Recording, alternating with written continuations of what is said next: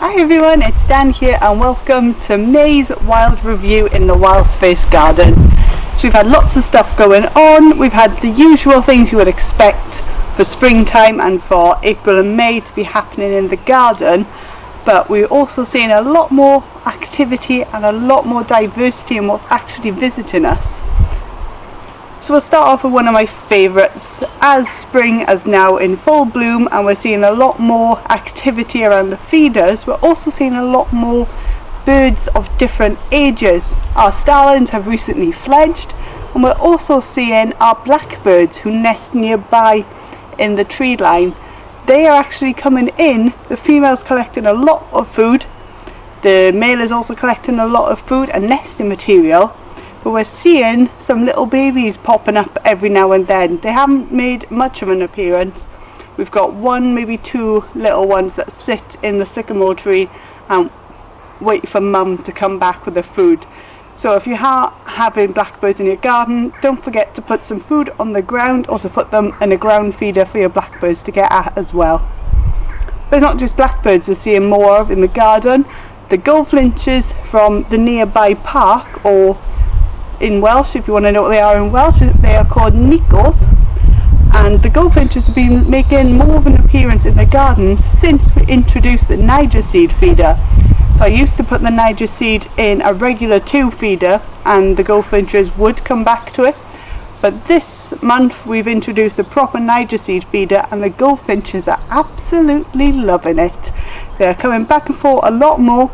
We see them up in the top of the sycamores and in top of the conifers as well, and they just sit there making this little buzz. We have a little charm of goldfinches that are hanging around the tops of the trees here, and it's just something new and something different to see in the garden. But one thing we have noticed more of in May is we're having more visitors of the tit family here.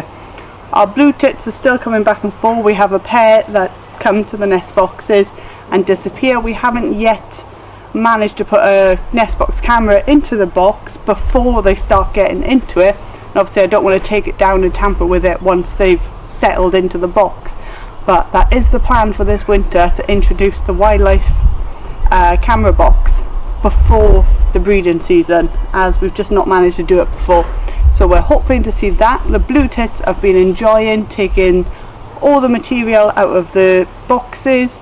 They've been enjoying the feeders, so I'm trying to switch up what food we're putting out for them. And the blue tits will go between every single one of our feeders and pick what food they like and then disappear with it. We're seeing them feeding in the trees a lot more. We have hollies and we also have hawthorn trees, and because blue tits are arboreal feeders, they have the ability to go upside down and feed that way. So we're watching them collect a lot more pollen and nectar from the trees behind me, and it's quite enjoyable to watch them being little acrobats going underneath and picking up all the food. But it's not just the blue tits we're seeing more of. Our little cold tit friend is back again. We don't know if it's a male or female, but what our little guy does, he comes in, he goes for the Bempton feeder and he picks up just a peanut, and that is because cold tits like to cache their food. So they'll collect maybe a few peanuts or one peanut, they'll go back to their favourite tree and they'll cache it inside of the tree for later. So we're making sure this month that we're popping out a lot more suet pellets for the young birds that are emerging and fledging, and we're putting out more peanuts for our little cold tit friend. In the trees there's been more activity than on the feeders in some instances. So we've got long-tailed tits. I knew they bred nearby because we always saw youngsters, but we didn't know where. But I still don't know where the nest is, but we have noticed that we can hear them inside of the tree line behind me. We can hear them in there, and there's a lot of babies about this big with no tail on them, which means they're recently fledged birds, and we're seeing them in the sycamores and in the hawthorns a lot more. But we still yet to catch them on camera. We're just seeing little flitterings of the long-tailed tits of the parents before they disappear. It's proving a bit of a challenge. Obviously here we don't just focus on the birds as much as we love them. We have a lot more activity with other mammals in the garden. Our little wood mouse is back in its box. It still comes during the early hours of the morning, and it still is absolutely loving the peanuts that we provide along with the hedgehog biscuits, and that is in the mini mammal box. But we're actually noticing now, as we're spending more time out the garden in the evenings, that we have a lot more bats around. So we knew we had a few bats. The common pipistrelles, we've been out with the bat detectors, and if you want common pipistrelles, they should be between 40 and 50, and if you want sopranos, they're between 50 and 55. So it's just listening to what frequency they're echolocating at.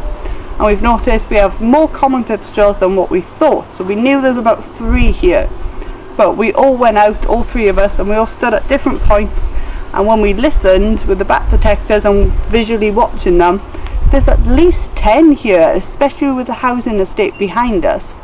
You can see them coming out of the sides and of the sheds there.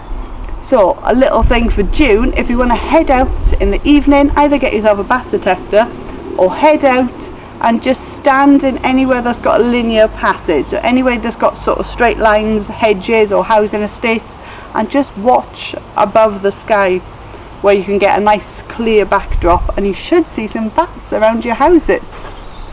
And of course we love seeing your footage. We've had different things of foxes, we've had badgers, we've had some Nextbox cameras. So don't forget to share with us on Twitter and Instagram and Facebook. Use the hashtag WildSpace and I'll be able to find them. We're going to introduce a little part to my website where we're going to share more of your footage and your pictures of what wildlife's coming to your gardens, so that we can all enjoy everything we're seeing in our gardens too. Of course, if you want to interact with us more, you've got the Wildlife Trust of South and West Wales. I'm Dan Rouse online, and we'd love to see what you're finding in your gardens. And of course we might start a little community thing so we can all share, and I can keep you up to date more with what's happening.